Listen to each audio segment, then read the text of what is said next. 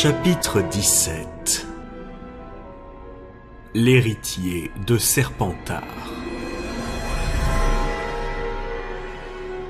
Il se trouvait à l'entrée d'une longue salle faiblement éclairée. D'immenses piliers de pierre, autour desquels s'enroulaient des serpents sculptés, soutenaient un plafond noyé dans l'obscurité et projetaient leur ombre noire dans une atmosphère étrange et verdâtre. Le cœur battant, Harry s'immobilisa, l'oreille tendue dans le silence glacé. Le basilic était-il tapi dans l'ombre d'un pilier? Et où se trouvait Ginny? Il sortit sa baguette magique et s'avança parmi les colonnes. Chacun de ses pas répercutait en écho par les murailles obscures. Il gardait les paupières à peine entr'ouvertes, prêt à les fermer à la moindre alerte. À plusieurs reprises, il crut voir bouger l'un des serpents de pierre dont les orbites creuses semblaient suivre ses mouvements. Lorsqu'il fut arrivé au niveau des 2 derniers piliers, il se retrouva face à une statue, adossée au mur du fond, et qui faisait toute la hauteur de la chambre. Harry dut tendre le cou pour apercevoir la tête de la statue. Elle représentait un sorcier simiesque avec une longue barbe mince, qui tombait presque jusqu'au bas de sa robe, où 2 énormes pieds grisâtres reposaient sur le sol lisse. Entre les pieds, une petite silhouette vêtue d'une robe noire était allongée face contre terre. Une silhouette aux cheveux d'un roux flamboyant. « Ginny !» murmura Harry. Il se précipita et s'agenouilla auprès d'elle. « Ginny, ne sois pas morte! Je t'en supplie, ne sois pas morte !» Il jeta sa baguette magique sur le sol, attrapa Ginny par les épaules et la retourna sur le dos. Son visage était blanc et froid comme le marbre, mais ses yeux n'étaient pas ouverts, ce qui signifiait qu'elle n'avait pas été pétrifiée. Peut-être était-elle... « Ginny, je t'en supplie, réveille-toi » murmura Harry d'une voix désespérée. Il secouait Ginny, mais sa tête ballottait de droite et de gauche, sans le moindre signe de vie. « Inutile. Elle ne se réveillera pas. » dit alors une voix douce. Harry sursauta et se retourna, toujours à genoux. Un jeune homme de grande taille, les cheveux noirs, l'observait, adossé contre un pilier. Ses contours étaient étrangement flous, comme si Harry l'avait regardé à travers une fenêtre aux vitres givrées. Mais il était parfaitement reconnaissable. « Tom Jedusor ?» Jedusor approuva d'un signe de tête sans quitter Harry des yeux. « Qu'est-ce que vous voulez dire par « elle ne se réveillera pas » demanda Harry, désespéré. « Elle n'est pas... Elle est toujours vivante, » répondit Jedusor. « Mais c'est tout juste. » Harry l'observa. Tom Jedusor avait été élève de Poudlard 50 ans auparavant, et pourtant il était là, devant lui, baigné d'une lueur brumeuse qui brillait autour de lui, avec le même visage qu'il avait à 16 ans. « Vous êtes un fantôme ?» demanda Harry d'une voix hésitante. « Disons plutôt un souvenir », répondit Jedusor d'une voix paisible, conservé pendant 50 ans dans un journal intime. Il pointa l'index vers les orteils géants de la statue. Le petit livre noir que Harry avait trouvé dans les toilettes de Mimi Géniard était ouvert sur le sol. Pendant un instant, Harry se demanda comment il était arrivé là, mais il avait d'autres soucis plus urgents. « Il faut m'aider, Tom !» dit Harry en soulevant à nouveau la tête de Ginny. « Nous devons sortir d'ici le plus vite possible. Il y a un basilic dans cette chambre. Je ne sais pas où il se trouve, mais il peut surgir à tout moment. S'il vous plaît, aidez-moi !» Mais Jedusor ne fit pas un geste. Harry, le visage ruisselant de sueur, parvint à hisser Ginny. Il se pencha pour ramasser sa baguette magique. Elle avait disparu. « Vous n'avez pas vu ma... » Jedusor le regardait en faisant tourner la baguette entre ses longs doigts. « Merci, » dit Harry, en tendant la main. Jedusor étira les lèvres en un sourire. Les yeux toujours fixés sur Harry, il continuait de faire tourner la baguette d'un geste nonchalant. « Écoutez » dit précipitamment Harry, les jambes fléchies sous le poids de Ginny. « Il faut partir le plus vite possible. Si le basilic arrive... » « Il n'arrivera pas tant qu'on ne l'aura pas appelé. » dit Jedusor avec le plus grand calme. Harry reposa Ginny sur le sol, incapable de supporter son poids plus longtemps. « Qu'est-ce que vous voulez dire ?» demanda-t-il. « Donnez-moi plutôt ma baguette. Je vais peut-être en avoir besoin. » Le sourire de Jedusor s'élargit. « Non, tu n'en auras pas besoin, » dit-il. Harry le regarda avec des yeux ronds. « Qu'est-ce que ça veut dire ? J'ai longtemps attendu ce moment, Harry Potter, » dit Jedusor. « Le moment de te voir. » De te parler. « Écoutez, » dit Harry en perdant patience. « Je crois que vous ne comprenez pas très bien la situation. Nous sommes dans la chambre des secrets. On parlera plus tard quand nous serons sortis d'ici. » « Non, on va parler maintenant, » répliqua Jedusor en continuant d'afficher un large sourire. Il glissa la baguette magique de Harry dans sa poche. Harry l'observa attentivement. « Qu'est-ce qui est arrivé à Ginny ?» demanda-t-il lentement. « Voilà une intéressante question, » répondit Jedusor d'un ton aimable. « C'est une longue histoire. La raison pour laquelle Ginny se trouve dans cet état, c'est qu'elle a ouvert son cœur et révélé tous ses secrets à quelqu'un qu'elle ne connaissait pas et qu'elle ne pouvait même pas voir. De quoi parlez-vous? Du journal intime, dit Jedusor. Mon journal. La petite Ginny a écrit ses confidences pendant des mois et des mois, en me racontant ses petites préoccupations dérisoires, ses frères qui se moquaient d'elle, son arrivée à Poudlard avec des vêtements et des livres d'occasion, et aussi une lueur s'alluma dans les yeux de Jedusor. La grande question. Le beau, le bon, le grand, le célèbre Harry Potter allait-il un jour l'aimer? Pendant tout ce temps, Jedusor n'avait pas quitté Harry du regard. Il y avait presque de l'avidité dans ses yeux. C'est terriblement ennuyeux d'avoir à entendre toutes les petites idioties d'une fillette de 11 ans, poursuivit-il. Mais j'ai fait preuve de patience. Je lui ai répondu, j'ai compati à ses malheurs, j'ai été gentil, très gentil. Ginny m'adorait. Personne ne m'a jamais comprise comme toi, Tom, m'écrivait-elle. Je suis si heureuse de pouvoir me confier à ce journal. C'est comme si j'avais toujours un ami dans ma poche. Jedusor éclata de rire, un rire aigu et froid qui ne lui allait pas et qui donna la chair de poule à Harry. Je dois reconnaître que j'ai toujours eu le don de séduire les gens dont j'avais besoin. Alors Ginny m'a ouvert son âme, et il se trouve que son âme représentait exactement ce qu'il me fallait. Ses peurs les plus profondes, ses secrets les plus obscurs me donnaient de la force, de plus en plus de force. J'ai senti grandir en moi un pouvoir infiniment plus grand que celui de la petite Ginny, un pouvoir suffisant pour commencer à confier à Miss Weasley mes propres secrets, pour déverser un peu de mon âme dans la sienne. « Qu'est-ce que ça signifie ?» demanda Harry, la gorge sèche. « Tu n'as donc pas encore deviné, Harry Potter ?» dit Jedusor d'une voix douce. C'est Ginny Weasley qui a ouvert elle-même la chambre des secrets. C'est elle qui a tordu le cou des coqs. Elle encore qui a tracé les terribles messages sur le mur. C'est elle enfin qui a lancé le monstre de Serpentard sur 400 de Bourbe et sur la chatte d'un craquemolle. « Non » murmura Harry. « Mais si » dit Jedusor sans se départir de son calme. « Oh, bien sûr, au début, elle ne savait pas ce qu'elle faisait.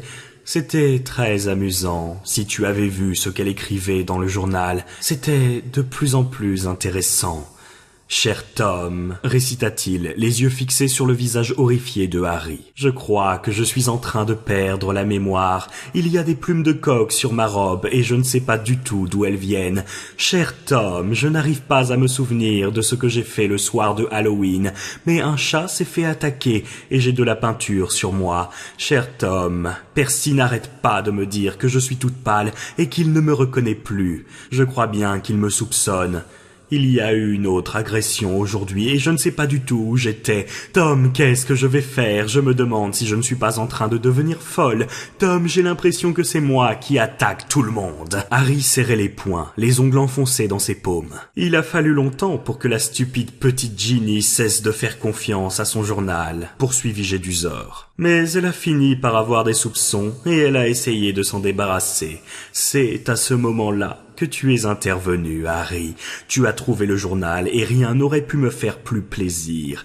N'importe qui d'autre aurait pu tomber dessus, mais c'est toi qui l'as trouvé, la personne que j'avais le plus envie de connaître. Et pourquoi vouliez-vous tant me connaître? Demanda Harry. Il se sentait trembler de fureur et il avait du mal à parler d'une voix égale. Ginny m'a parlé de toi, Harry, répondit Jedusor. Elle ne m'a rien caché de ta passionnante histoire. Son regard, de plus en plus avide, s'attarda sur la cicatrice de Harry. Je voulais en apprendre davantage sur toi, te parler, te rencontrer, si c'était possible. Alors, pour gagner ta confiance, j'ai décidé de te montrer la célèbre capture de ce grand bonnet de Hagrid. « Hagrid est mon ami !» dit Harry, qui ne pouvait, cette fois, empêcher la colère de faire trembler sa voix. « Et vous lui avez tendu un piège, c'est ça ? Je croyais qu'il s'agissait d'une simple erreur, mais... » Jedusor éclata à nouveau de son rire aigu. « C'était ma parole contre la sienne, mon cher Harry. Je te laisse le soin d'imaginer la réaction du directeur, le vieil Armando Di Pet. D'un côté, Tom Jedusor, pauvre mais brillant, orphelin mais si courageux, préfet et élève modèle. De l'autre, ce gros balourd de Hagrid qui ne perd jamais une occasion de s'attirer des ennuis en élevant des bébés loups-garous sous son lit ou en allant se battre avec des trolls dans la forêt interdite. Mais je dois dire que j'ai été surpris moi-même de voir mon plan marcher aussi facilement. Je pensais qu'il y aurait bien quelqu'un pour s'apercevoir que Hagrid ne pouvait pas être l'héritier de Serpentard. Il m'a fallu 5 années entières pour réunir toutes les informations possibles sur la chambre des secrets et découvrir le passage secret qui permettait d'y accéder. Comme si Hagrid avait l'intelligence et le pouvoir d'y parvenir.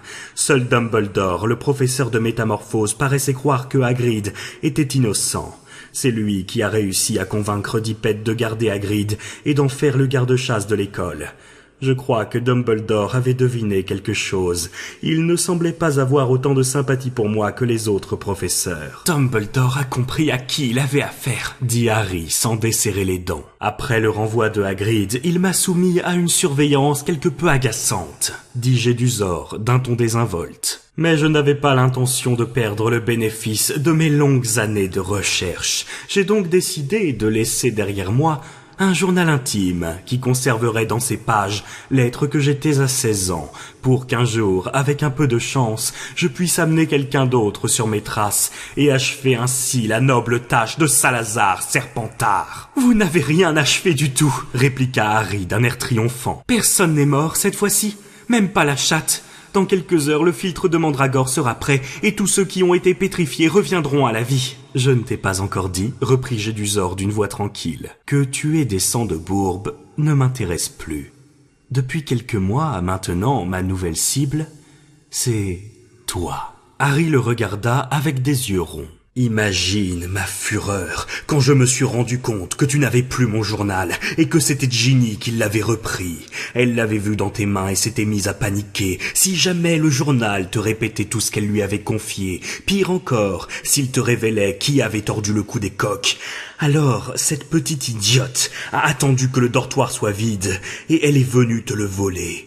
Mais je savais ce qu'il me restait à faire. Je me doutais bien que tu étais sur la trace de l'héritier de Serpentard, d'après tout ce que Ginny m'avait dit sur toi. Je savais que tu serais prêt à tout pour résoudre le mystère, surtout si une de tes meilleures amies se faisait agresser à son tour. Et Ginny m'avait dit que toute l'école était en émoi depuis qu'on savait que tu parlais fourche-langue. Alors j'ai fait écrire à Ginny son propre message d'adieu sur le mur et je l'ai amenée ici en t'attendant. Elle s'est débattue, elle a crié, elle est devenue insupportable. Mais il ne reste plus beaucoup d'énergie vitale en elle. Elle en a trop mis dans le journal. C'est-à-dire en moi, suffisamment en tout cas pour me permettre de me détacher de ces pages et de reprendre une existence autonome. Depuis que nous sommes arrivés ici, elle et moi, je t'ai attendu. Je savais que tu viendrais, et j'ai beaucoup de questions à te poser, Harry Potter. « Quoi, par exemple ?» lança Harry les poings serrés. « Par exemple, dit Jedusor avec un sourire engageant, comment se fait-il qu'un bébé sans talent magique particulier ait pu vaincre le plus grand sorcier de tous les temps? Comment as-tu réussi à t'en tirer avec une simple cicatrice alors que les pouvoirs de Voldemort ont été détruits ?» Il y avait à présent une étrange lueur rougeâtre dans ses yeux avides. « Qu'est-ce que ça peut vous faire ?» dit lentement Harry. « Voldemort a vécu après vous. »« Voldemort, dit Jedusor d'une voix douce, est à la fois mon passé, mon présent et mon avenir. Harry Potter. » Il sortit de sa poche la baguette magique de Harry et écrivit dans l'air, en lettres scintillantes, « Tom Elvis Jedusor ». Puis il fit un mouvement avec la baguette et les lettres de son nom s'assemblèrent dans un ordre différent. À présent, on pouvait lire « Je suis Voldemort ». « Tu vois » murmura-t-il, « c'est un nom que j'utilisais déjà à Poudlard pour mes amis les plus proches. Tu crois donc que j'allais accepter le jeu du sort qui m'avait donné ce nom immonde de Jedusor, légué par mon moldu de père? Moi, l'héritier par ma mère du sang de Salazar Serpentard qui coule dans mes veines, moi, conserver le nom abject d'un misérable moldu qui m'a abandonné avant même ma naissance, le jour où il a découvert que sa femme était une sorcière? Non, Harry, je me suis forgé un nouveau nom, et je savais que le temps viendrait où les autres sorciers auraient peur de prononcer ce nom-là lorsque je serais devenu le plus grand sorcier du monde. Harry avait l'impression que son cerveau était comme engourdi. Ahuri, il contemplait Jedusor, l'orphelin qui était devenu l'assassin de ses parents et de beaucoup d'autres. Au bout d'un long moment, il se força enfin à parler. « C'est raté, dit-il d'une voix basse, remplie de haine. « Qu'est-ce qui est raté ?» dit sèchement Jedusor. Vous n'êtes pas le plus grand sorcier du monde, dit Harry, la respiration précipitée. Désolé de vous décevoir, mais le plus grand sorcier du monde, c'est Albus Dumbledore. Tout le monde est d'accord là-dessus. Même au temps de votre puissance, vous n'avez jamais osé vous attaquer à Poudlard. Dumbledore a tout de suite compris qui vous étiez lorsqu'il vous avait comme élève, et il vous fait toujours peur, quel que soit le lieu où vous vous cachez. Jedusor avait perdu son sourire, son visage avait quelque chose de repoussant à présent. Dumbledore a été chassé de ce château par mon simple souvenir, dit-il d'une voix sifflante. Il n'est pas aussi loin que vous le pensez, répliqua Harry. En parlant ainsi, il avait simplement cherché à faire peur à Jedusor. Il aurait souhaité que ce qu'il avait dit soit vrai, mais il n'y croyait pas. Jedusor ouvrit la bouche, puis il se figea soudain. Une musique venait de retentir. Il regarda autour de lui. La chambre était déserte. La musique s'intensifia. C'était une mélodie étrange, effrayante, qui provoquait des frissons le long de l'échine. Les cheveux de Harry se dressèrent sur sa tête, et il lui sembla que son cœur avait doublé de volume. Bientôt, la musique atteignit une telle intensité que Harry la sentait vibrer dans sa poitrine. Des flammes surgirent alors au sommet du pilier le plus proche. Un oiseau écarlate, de la taille d'un cygne, venait d'apparaître et lançait son chant étrange sous la voûte de la chambre. Les plumes de sa queue, aussi longues que celles d'un paon, brillaient d'une lueur dorée. Dans ses serres couleur d'or, il tenait une boule de chiffon. Un instant plus tard, l'oiseau vola droit vers Harry, laissa tomber la boule de chiffon à ses pieds et se posa lourdement sur son épaule. Il avait un long bec pointu et doré et de petits yeux étincelants. L'oiseau s'arrêta alors de chanter et regarda fixement Jedusor. Harry sentait sa chaleur contre sa joue. « C'est un phénix », dit Jedusor en fixant à son tour l'oiseau dans les yeux. « Fume sec » murmura Harry. Il sentit les serres de l'oiseau presser doucement son épaule. « Et ça » dit Jedusor, qui regardait à présent la boule de chiffon au pied de Harry. « Ça, c'est le vieux chapeau magique. » C'était vrai. Usé, rapiécé, crasseux, le chapeau était étalé sur le sol. Jedusor éclata de rire une nouvelle fois. Son rire était si sonore que l'écho le renvoyait dans toute la chambre, comme si 10 personnes avaient ri en même temps. « Et c'est ça que Dumbledore t'envoie pour te défendre, un oiseau chanteur et un vieux chapeau. Voilà qui devrait te donner du courage, Harry Potter. Tu dois te sentir rassuré à présent. » Harry ne répondit pas. Il ne voyait peut-être pas à quoi Fume sec et le chapeau pouvaient bien lui servir, mais il ne se sentait plus seul, et il attendit avec un courage grandissant que Jedusor ait fini de rire. « Revenons à nos affaires, » dit enfin Jedusor avec son large sourire. « Nous nous sommes rencontrés 2 fois dans ton passé et dans mon avenir, et ces 2 fois-là, je n'ai pas réussi à te tuer. Comment as-tu fait pour survivre ? Dis-le-moi. » Plus tu parleras, ajouta-t-il d'une voix douce, plus longtemps tu resteras vivant. Harry réfléchit à toute allure, évaluant ses chances de survie. Jedusor avait sa baguette. Harry, lui, avait Fume sec et le chapeau magique, qui ne lui serait guère utile en cas de duel. La situation n'était pas brillante, mais plus Jedusor restait là devant lui, plus la vie s'échappait de Ginny. Depuis tout à l'heure, la silhouette de Jedusor était devenue moins floue, plus solide. Si Harry devait se battre contre Jedusor, il valait mieux que ce soit le plus vite possible. « Personne ne sait pourquoi vous avez perdu vos pouvoirs quand vous m'avez attaqué, » dit Harry d'un ton abrupt. « Je ne le sais pas moi-même, mais je sais pourquoi vous n'avez pas pu me tuer. C'est parce que ma mère a donné sa vie pour me sauver. Ma mère qui était fille de Moldu, » ajouta-t-il en tremblant d'une rage contenue. « Elle vous a empêché de me tuer, et j'ai vu ce que vous étiez vraiment. Je vous ai vu l'année dernière, vous n'êtes plus qu'un débris, une épave. C'est à peine si vous êtes encore vivant. Voilà où votre pouvoir vous a mené, vous êtes obligé de vous cacher, vous êtes repoussant, vous êtes abject. » Le visage de Jedusor se tordit en une grimace, puis il se força à sourire, d'un horrible sourire. « Soit, ta mère est morte pour te sauver, une puissante manière de conjurer le sort, mais maintenant, je vois bien que tu n'as rien de si extraordinaire après tout. Je me demandais, vois-tu, car il y a une étrange ressemblance entre nous, Harry Potter, même toi tu as dû le remarquer. Nous avons tous les 2 du sang moldu, nous sommes tous 2 orphelins élevés par des moldus, et probablement les 2 seuls élèves de Poudlard qui aient jamais parlé fourche-langue depuis le temps du grand Serpentard lui-même. Même physiquement, nous nous ressemblons. Mais finalement, ce qui t'a sauvé face à moi, c'est la chance, rien d'autre. Voilà tout ce que je voulais savoir. » Harry, tendu, attendait que Jedusor brandisse la baguette magique, mais son rictus s'élargit encore. Maintenant, Harry, je vais te donner une petite leçon, dit-il. Nous allons mesurer les pouvoirs de Lord Voldemort, héritier de Salazar Serpentard, à ceux du célèbre Harry Potter, muni des meilleures armes que Dumbledore ait pu lui envoyer. Il lança un regard amusé à Fumsec et au Choixpeau magique, puis il s'éloigna. Harry, qui sentait la peur se répandre dans ses membres engourdis, vit Jedusor s'arrêter entre les hauts piliers et lever la tête vers le visage en pierre de Serpentard, à demi noyé dans l'obscurité.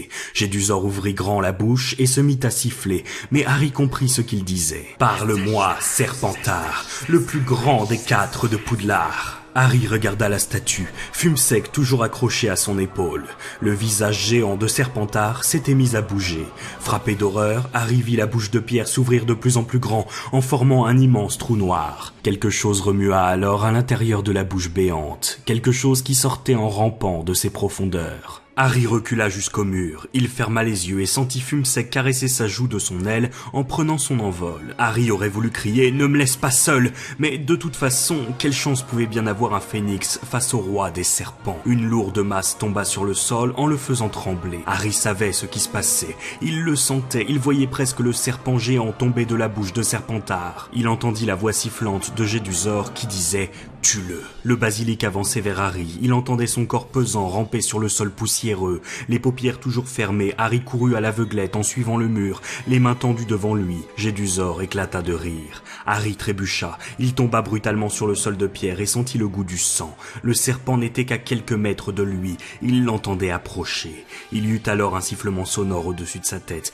comme si le serpent s'était mis à cracher, puis quelque chose de lourd le frappa en le projetant brutalement contre le mur. Il s'attendait à sentir les crochets du reptile s'enfoncer dans son corps, mais il entendit d'autres sifflements furieux et des mouvements frénétiques entre les piliers. Harry ne put s'en empêcher, il entrouvrit les paupières, juste assez pour apercevoir ce qui se passait. L'énorme serpent d'un vert éclatant, au corps aussi épais qu'un tronc de chêne, s'était dressé haut dans les airs et sa grosse tête en pointe oscillait entre les 2 colonnes comme un ivrogne à la démarche titubante. Tremblant de tous ses membres, Harry, prêt à refermer les paupières, vit ce qui avait détourné l'attention du serpent. Fumsec voltait autour de la tête du basilic qui essayait de l'attraper, claquant ses mâchoires hérissées de longs crochets, fins et tranchants comme des sabres. Le phénix plongea soudain, son long bec d'or disparut et une cascade de sang noir se déversa sur le sol. La queue du serpent s'agita furieusement, manquant Harry de peu, et avant que celui-ci ait eu le temps de fermer les yeux,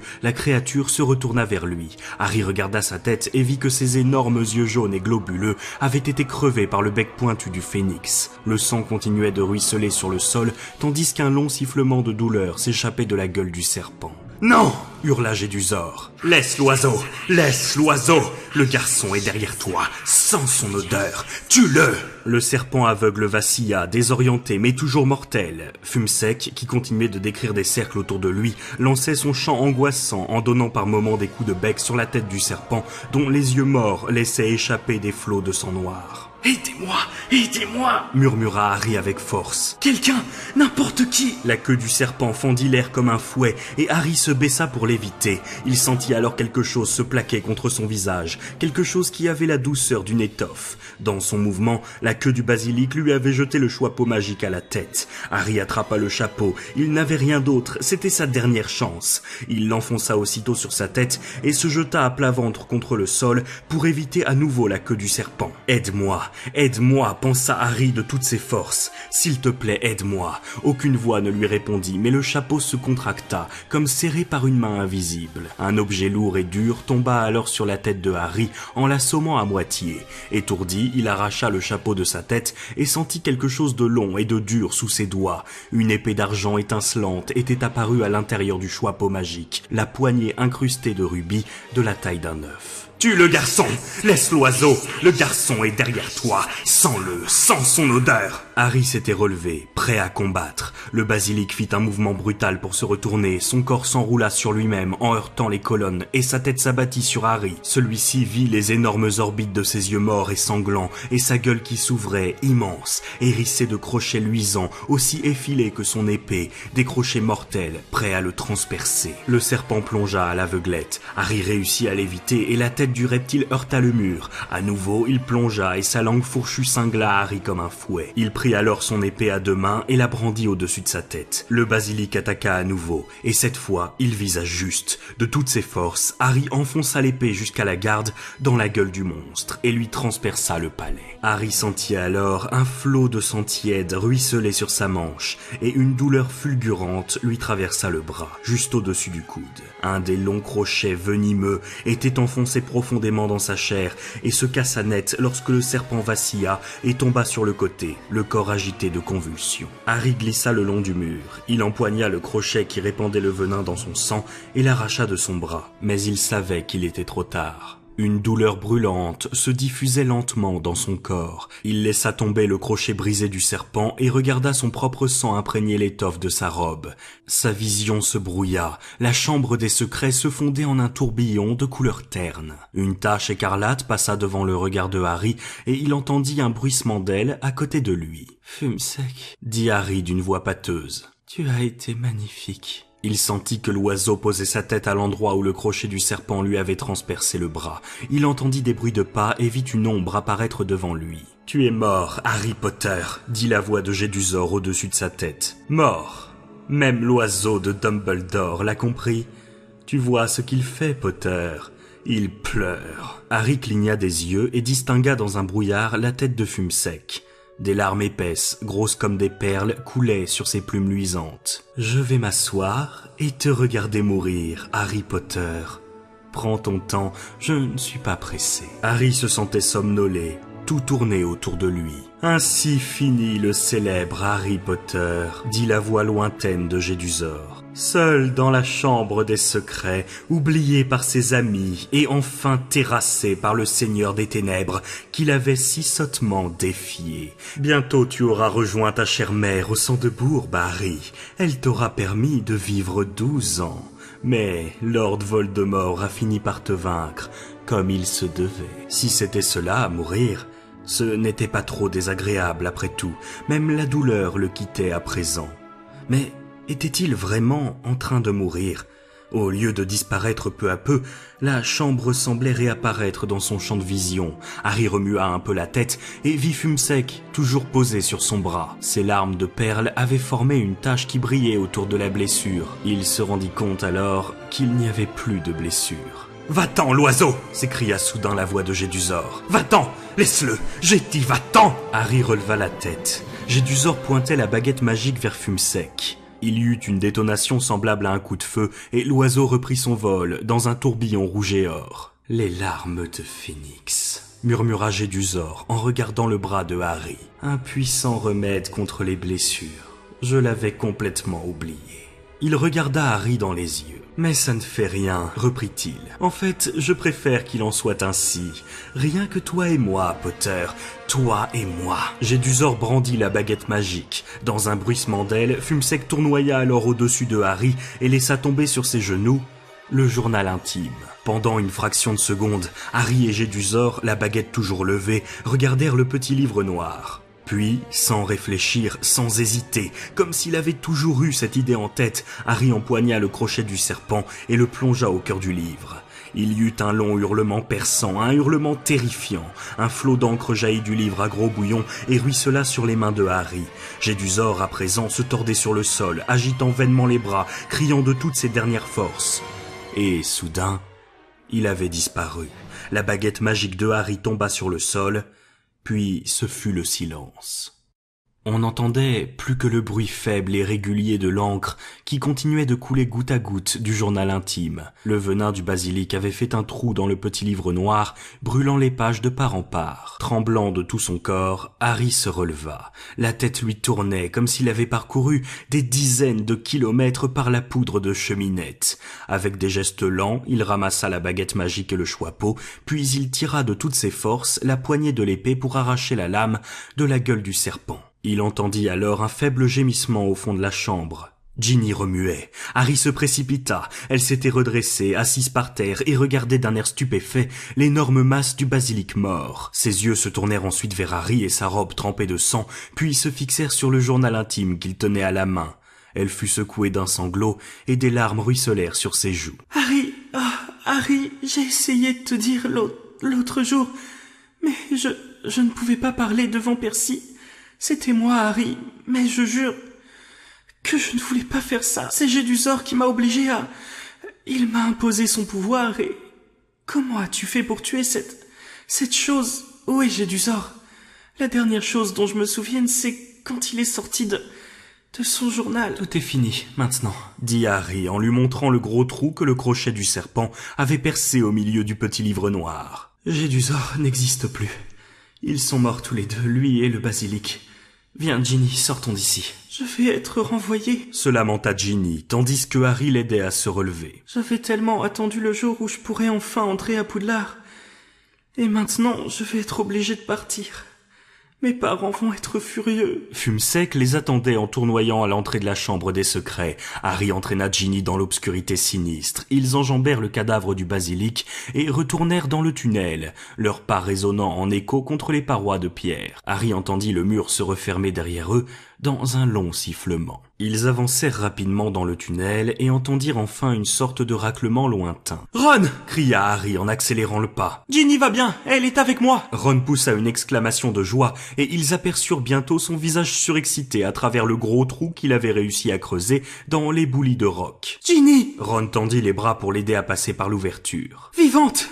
« Je n'osais plus y croire !» s'exclama-t-il. « Qu'est-ce qui s'est passé ?» Il voulut la serrer dans ses bras, mais Ginny le repoussa, secoué de sanglots. « Tout va bien, Ginny !» dit Ron avec un grand sourire. « C'est fini maintenant.